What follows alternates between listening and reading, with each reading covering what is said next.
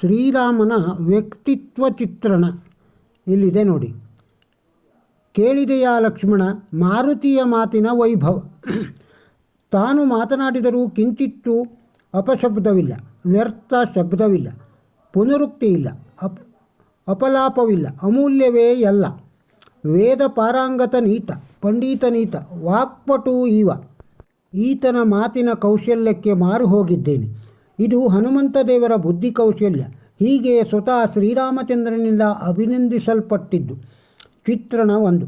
ರಾಮರಾವಣರ ಯುದ್ಧ ನಡೆದು ರಾವಣ ಸತ್ತ ನಂತರ ರಾಮ ಮಾಡುವ ಮೊದಲ ಕೆಲಸ ಸಕಲ ರಾಜಮರ್ಯಾದೆಯೊಂದಿಗೆ ರಾವಣನ ಅಂತ್ಯಕ್ರಿಯೆಯ ಸಿದ್ಧತೆ. ಇದನ್ನು ಕಂಡು ಚಕಿತನಾದ ಲಕ್ಷ್ಮಣ, ಏನಣ್ಣ ಇದು? ನೀನೇ ಕೊಂದ ಶತ್ರುವಲ್ಲವ, ಅತ್ತಿಗೆಯನ್ನು ಅಪಹರಣ ಮಾಡಿದವನಲ್ಲವ, ಇವನಿಗೆ ರಾಜಮರ್ಯಾದೆಯೊಂದಿಗೆ ಅಂತ್ಯಕ್ರಿಯೆ ಮಾಡಲು ಹೊರಟಿದ್ದೀಯಲ್ಲ, ಇವನೊಂದಿಗಿನ ನಿನ್ನ ಶತ್ರುತ್ವ ಏನಾಯಿತು ಎಂದು ಕೇಳುತ್ತಾನೆ. ಇದಕ್ಕೆ ರಾಮ ಕೊಡುವ ಉತ್ತರ ಅತ್ಯಂತ ಸುಂದರ.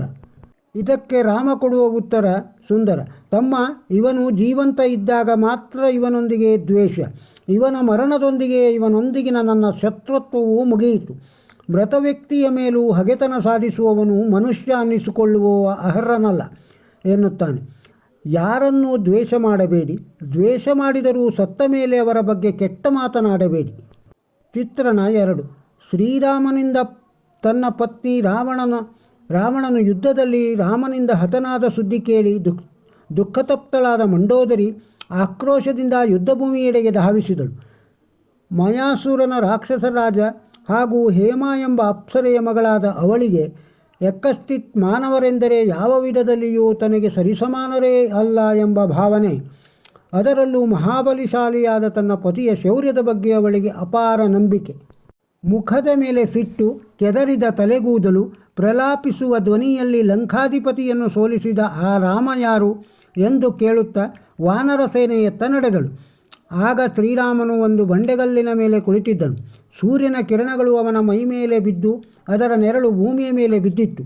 ಅವನು ನೆಲದ ಕಡೆಗೆ ಮುಖ ಮಾಡುತ್ತಿದ್ದಂತೆ ಬೇರೆ ಯಾವುದೋ ವ್ಯಕ್ತಿಯ ನೆರಳು ತನ್ನ ಕಡೆಗೆ ವೇಗವಾಗಿ ಬರುತ್ತಿದ್ದುದನ್ನು ನೋಡಿದನು.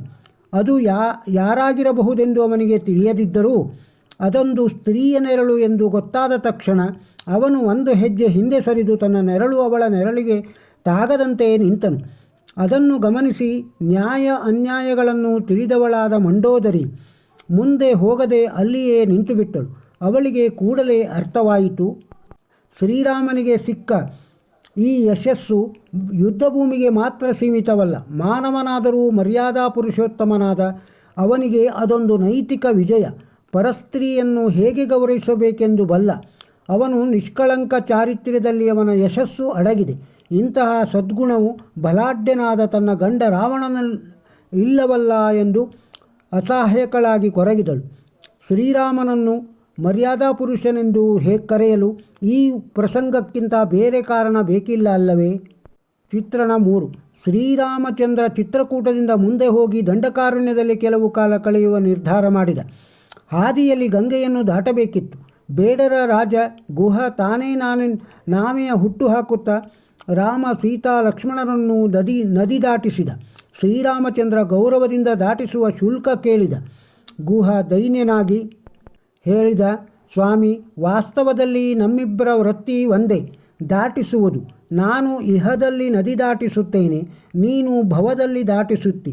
ಹಾಗಾಗಿ ನಿನ್ನಿಂದ ನಾನು ನದಿ ದಾಟಿಸಿದ ಶುಲ್ಕ ಪಡೆಯುವುದು ಶಾಸ್ತ್ರಸಮ್ಮತವಲ್ಲ. ಆದರೂ ಒಂದು ವಿನಮ್ರ ಬೇಡಿಕೆ ಇದೆ. ಮುಂದೆ ಕಾಲ ಬಂದಾಗ ನನ್ನನ್ನು ಭವಸಾಗರ ದಾಟಿಸು ಎಂದ. ಚಿತ್ರಣ 4. ಅಯೋಧ್ಯೆಗೆ ಮರಳಿದಾಗ ರಾಮನಿಗೆ ತಾಯಿ ಕೌಸಲ್ಯಾದೇವಿ ಕೇಳಿದಳು, ರಾವಣನನ್ನು ಕೊಂದೆಯ? ಭಗವಂತ ಶ್ರೀರಾಮಚಂದ್ರ ಸುಂದರವಾದ ಉತ್ತರವನ್ನು ಕೊಟ್ಟ. ಮಹಾಜ್ಞಾನಿ, ಮಹಾಬಲಶಾಲಿ, ಮಹಾಪ್ರತಾಪಿ, ಅಖಂಡ ಪಂಡಿತ, ಮಹಾನ್ ಶಿವಭಕ್ತ, 4 ವೇದ ಪಾರಂಗತ, ಶಿವತಾಂಡವ ಸ್ತೋತ್ರ ರಚನಕಾರ ಲಂಕಾಪತಿಯನ್ನು ನಾನು ಕೊಲ್ಲಲಿಲ್ಲ, ಅವನನ್ನು ನಾನು ಎಂದುದು ಕೊಂದಿತು. ಚಿತ್ರಣ 5. ಕಪಿಗಳು ಶ್ರೀರಾಮನ ಸೇವಾ ಕಾರ್ಯದಲ್ಲಿ ನಿರತರಾಗಿದ್ದವು. ಲಂಕೆಗೆ ಸೇತು ನಿರ್ಮಾಣ ಕಾರ್ಯ ನಡೆಯುತ್ತಿತ್ತು. ಹನುಮಂತನೇ ಮೊದಲಾದ ಕಪಿಶ್ರೇಷ್ಠರು ಪರ್ವತ ಕಲ್ಲುಮಣ್ಣುಗಳನ್ನು ತಂದು ನೀರಿಗೆ ಹಾಕುತ್ತಿದ್ದರು. ಈ ಘನ ಪರಕರಗಳು ಸಮುದ್ರದ ಆಳವನ್ನು ಸೇರದೆ ತೇಲಿ ನಿಂತು ಸೇತು ನಿರ್ಮಾಣ ಕಾರ್ಯವನ್ನು ಸುಲಭಗೊಳಿಸುತ್ತಿದ್ದವು. ಈ ನಡುವೆ ಶ್ರೀರಾಮ, ನಿಮ್ಮೊಡನೆ ನನ್ನ ಪ್ರಯತ್ನವೂ ಇರಲಿ ಎಂದು ಒಂದು ಕಲ್ಲನ್ನು ಸಮುದ್ರಕ್ಕೆ ಹಾಕಿದ. ಆದರೆ ಅದು ಮುಳುಗಿ ಹೋಯಿತು. ಎಲ್ಲರಿಗೂ ಆಶ್ಚರ್ಯ, ಯಾಕೆ ಹೀಗಾಯಿತು ಎಂದು. ಅಲ್ಲಿಯವರೆಗೆ ಮೌನವಾಗಿದ್ದ ಹನುಮಂತ ತತ್ಕ್ಷಣ ಹೇಳಿದ, ದೇವರು ಕೈ ಬಿಟ್ಟರೆ ಕಲ್ಲೇನು, ಎಲ್ಲವೂ ಹೀಗೆಯೇ ಎಂದು. ಚಿತ್ರಣ 6. ಜನಕರಾಜ ಶಿರಧ್ವಜ ಆಸ್ಥಾನದಲ್ಲಿದ್ದ. ಶಿವಧನಸ್ಸು ಬಹಳ ಕಾಲದಿಂದ ಜನಕವಂಶೀಯರಿಂದ ಪೂಜಿಸಲ್ಪಡುತ್ತಿದೆ. ವೀರ್ಯಾತಿಶಯೋಕ್ತರಾದ ರಾಜರಿಂದಲೂ ಇದನ್ನು ಬಗ್ಗಿಸಲು ಸಾಧ್ಯವಾಗಿಲ್ಲ. ದೇವತೆಗಳಾಗಲಿ ರಾಕ್ಷಸರಾಗಲಿ ಗಂಧರ್ವ ಯಕ್ಷರಾದಿಯಾಗಲಿ ಇದನ್ನು ಎತ್ತಲು ಸಮರ್ಥರಾಗಲಿಲ್ಲ. ಇನ್ನು ಸಾಮಾನ್ಯ ಮನುಷ್ಯರ ಗತಿಯೇನು ಎನ್ನುವುದಾಗಿ ನುಡಿದ. ಅದು ಒಂದು ರೀತಿಯಲ್ಲಿ ಅಳಲು ತೋಡಿಕೊಂಡದ್ದು. ಇದನ್ನು ಕೇಳಿದ ರಾಮ, ಈಗಷ್ಟೇ ತಾಟಕಿಯನ್ನು, ಸುಬಾಹುವೆ ಮೊದಲಾದ ರಾಕ್ಷಸರನ್ನು ಸಂಹರಿಸಿದ್ದೇನೆ, ಮಾರೀಚನನ್ನು ಸಮುದ್ರಕ್ಕೆ ಹಾರಿಸಿದ್ದೇನೆ. ಇನ್ನು ಈ ಧನಸ್ಸನ್ನು ಎತ್ತುವುದು ಯಾವ ದೊಡ್ಡ ಕಾರ್ಯ, ಕೊಡಿ ಇಲ್ಲಿ ಎನ್ನುವ ದುರಹಂಕಾರದ ಮಾತುಗಳನ್ನು ಆಡಬಹುದಿತ್ತು. ಆದರೆ ಇಲ್ಲ. ಬದಲಿಗೆ ರಾಮ ನುಡಿದದ್ದು, ಇದಂ ಧನುರ್ವರಂ ಬ್ರಹ್ಮನ್ ಸಂಪ್ರತ್ಸಾಯಿ ವಾಣಿನ ಯತ್ರ ವಾಂಶ ಭವಿಷ್ಯಾಮಿ ಪೂರಣೆ ತೋಲನೇಪಿ ವಾ. ಅರ್ಥಾತ್, ಬ್ರಹ್ಮರ್ಷಿಗಳೇ, ಈ ಧನಸ್ಸನ್ನು ಒಮ್ಮೆ ಕೈಯಿಂದ ಮುಟ್ಟುತ್ತೇನೆ, ಅಲುಗಾಡಿಸಲಿಕ್ಕೋ ಅಥವಾ ಬಗ್ಗಿಸುವುದಕ್ಕೋ ಪ್ರಯತ್ನಿಸುತ್ತೇನೆ. ಅಬ್ಬಾ, ಅದಾವ ಮಟ್ಟದ ಸರಳತೆ, ಅದಾವ ಮಟ್ಟದ ನಿರಹಂಕಾರ! ಬಾಲಕಾಂಡದ ರಾಮ ವಿಶ್ವಾಮಿತ್ರನೊಂದಿಗೆ ನಡೆದು ಬರುವಿದಾಗಿನಿಂದಲೂ ನಡೆದು ತೋರಿಸಿದ ಆದರ್ಶಗಳಲ್ಲಿ ಶಿಖರಪ್ರಾಯವಾದದ್ದೇ ಈ ವಿನಯ ಪ್ರಜ್ಞೆ. ರಾಮ ಬಿಲ್ಲನ್ನು ಬಗ್ಗಿಸಿದಾಗ ಅದು ಮುರಿದಿದ್ದಲ್ಲ, ಆತ ಹೆದೆ ಏರಿಸಿ ಆಕರ್ಣಾಮಕವಾಗಿ ಸೆಳೆದಾಗ ಮುರಿದದ್ದು. ಚಿತ್ರಣ 7. ರಾವಣನ ವಧೆಯ ನಂತರ ಅವನ ಅಂತ್ಯ ಸಂಸ್ಕಾರ ಮಾಡಬೇಕು ಅಂದಾಗ ರಾವಣನ ತಮ್ಮ ವಿಭೀಷಣ ಅಲ್ಲಗಳೆಯುತ್ತಾನೆ. ನನ್ನ ಅಣ್ಣ ದುರುಳನಾಗಿದ್ದ, ಬಹಳಷ್ಟು ಅನಾಚಾರ ಮಾಡಿದ್ದಾನೆ, ಅವನ ಅಂತ್ಯ ಸಂಸ್ಕಾರ ನಾನು ಮಾಡುವುದಿಲ್ಲ. ಆಗ ರಾಮ ಹೇಳುತ್ತಾನೆ, ಇದ್ದಾಗ ಬದುಕಿದ್ದಾಗ ಹಗೆತನ, ದ್ವೇಷ, ವೈಷಮ್ಯ, ಸತ್ತ ಮೇಲೆ ಅವನ ಜೊತೆಗೆ ಅವೆಲ್ಲವೂ ಹೊರಟು ಹೋಗಬೇಕು. ವ್ಯಕ್ತಿಯ ಅಂತ್ಯಕ್ರಿಯೆಯೊಡನೆ ದಹನವಾಗಿ ಬಿಡಬೇಕು. ಅವನ ಬಗೆಗಿನ ನಮ್ಮ ರಾಗ ದ್ವೇಷಗಳೆಲ್ಲ ಮಣ್ಣಲ್ಲಿ ಮಣ್ಣಾಗಬೇಕು.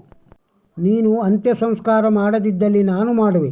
ತತ್ವವನ್ನು ನಂಬಿ ಬದುಕುವವರ ಮಾತುಗಳೇ ಆದರ್ಶ. ವಿಭೀಷಣ ರಾವಣನ ಅಂತ್ಯ ಸಂಸ್ಕಾರ ಮಾಡುತ್ತಾನೆ. ಅಪದಾಂ ಅಪಹರತಾರಂ ಧಾತಾರಂ ಸರ್ವಸಂಪದಾಂ ಲೋಕಾಭಿರಾಮಂ ಶ್ರೀರಾಮಂ ಭಯೋ ಭಯೋ ನಮಾಮ್ಯಹಂ.